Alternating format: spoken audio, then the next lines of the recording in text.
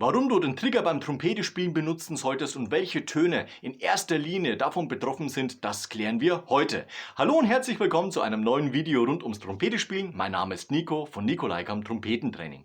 Die Trompete ist an und für sich ein Kompromiss. Das heißt, über Jahrhunderte haben sich die Instrumentenbauer Gedanken gemacht, wie können wir das Instrument Trompete bauen, aber das Bild trifft die anderen Blechblasinstrumente natürlich auch.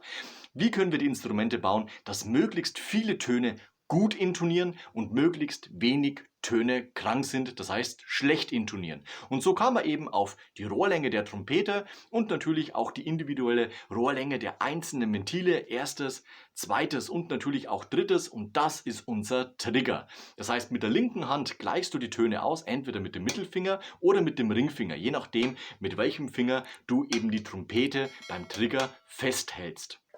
Wie gesagt, die Töne D1 bzw. Des1, dieser enharmonisch verwechselt, Cis1, das heißt die Töne natürlich 1, 3 bzw. 1, 2, 3 in der eingestrichenen Oktave sind die Töne, die in erster Linie eben von diesem Trigger betroffen sind, das heißt mit diesem auch gespielt werden. Das heißt, der Griff 1, 3 für den Ton D1 wäre eigentlich falsch, sondern besser, richtiger wäre 1, 3 und den Trigger etwas nach außen. Ich zeige euch gerade mal, dass das D1 schlecht intoniert und wie weit man eben rausziehen muss. Das ist übrigens individuell, das heißt, das musst du zu Hause selber machen. Das kannst du nicht 1:1 auf dein Instrument übertragen, das heißt Stimmgerät anmachen, mit D spielen, danach intonieren, das heißt den Trigger etwas rausbringen und du wirst sehen, jetzt sind wir im grünen Bereich und dann stimmt dieser Ton auch. Das gleiche auch mit dem Des bzw. Cis gemacht und du wirst merken, in der nächsten Orchester- oder Ensembleprobe, diese Töne intonieren wesentlich besser. Also, ich zeige es euch einmal, der Ton D1 mit Trigger ganz drinne.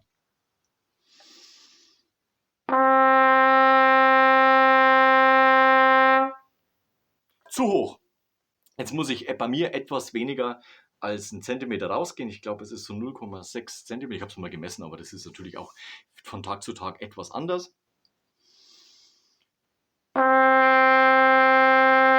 Normalerweise hältst du natürlich die Trompete mit 2 Händen fest. Ich mache es jetzt nur mit einer Hand, damit du eben mitlesen kannst auf dem Stimmgerät, wie die Töne reagiert haben.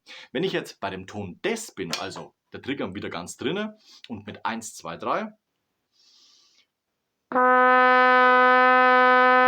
Auch hier viel zu hoch. Ich muss dementsprechend den Trigger auch etwas weiter rausziehen. Ich habe mir hier meine Schrauben, meine Feststellschrauben auch so eingestellt, damit ich eben ganz rausgehen kann und dann der Ton gut intoniert. Los geht's. Und dann passt es auch.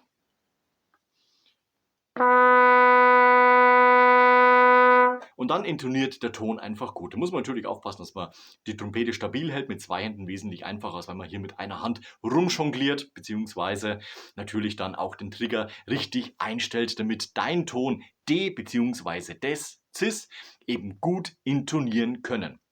Natürlich gibt es bei der Trompete auch für diverse Töne diverse Hilfsgriffe. Auf die gehen wir heute nicht ein, aber auch da kommt bei dem einen oder anderen der Trigger zum Einsatz, damit er eben etwas tiefer wird.